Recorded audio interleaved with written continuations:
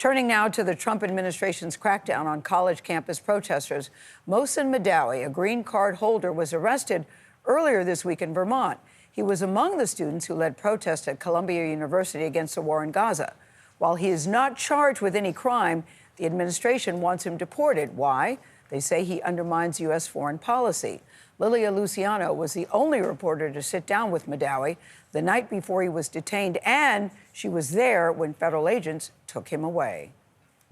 We're on our way to meet up with Mohsen Mahdawi, who has been in hiding for weeks, and he fears that the administration is coming after him.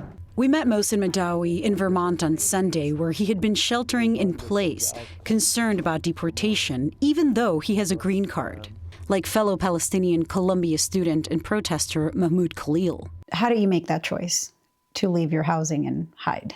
After I learned about the detention of Mahmoud, so technically the process for justice was missing there. Mahdawi, born and raised in the West Bank, was among the students leading pro-Palestinian protest at Columbia. What happened after that? I became a target. I received death threats. Some people actually found where I was, and they slipped a paper underneath my door saying, "We are watching you."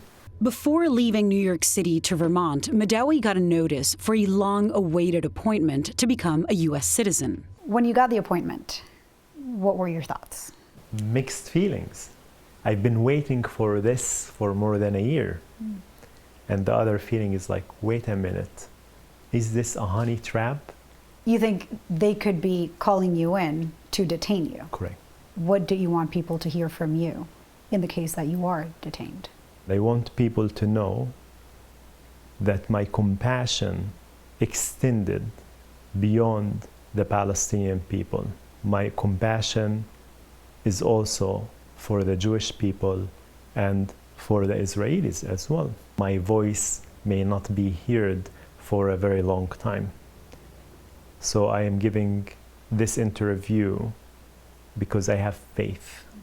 My people are dying. My best friend was shot in front of my eyes. And all of these efforts are there to silence me, to say nothing about these stories that deserve to be heard. We're on our way to meet up with Mohsen, who's right now gathered with his attorneys in preparation of this appointment that could change his entire life.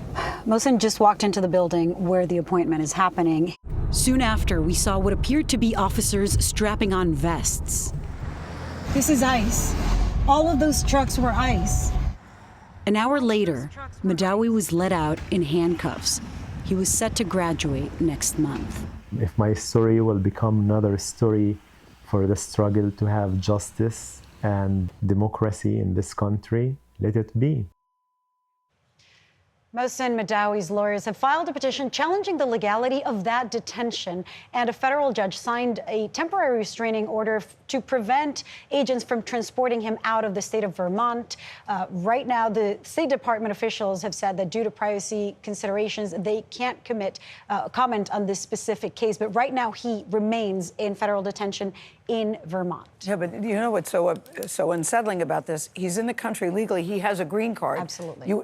A lot of people we know have that. So you would think that you're safe.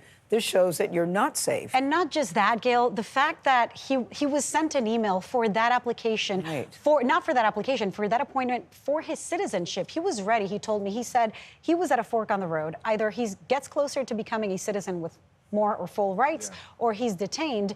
And he said he was ready to take that exam, the 100 questions. Right. So, he's told you're coming in for this. And we were told when the interview began, so it sounded like, okay, this is going according to plan. So his intuition about it being a honey trap absolutely was correct. Absolutely. And that's very concerning for everybody. If the government is telling you you're coming in for one thing, and by the way, he's not charged with any crimes. He's not charged with anything. That's what I'm trying to figure out. What are the charges against him? Just like Khalil, it is up to the State Department, to the Secretary of State, to determine if your presence in the country goes against our foreign policy without any specifics.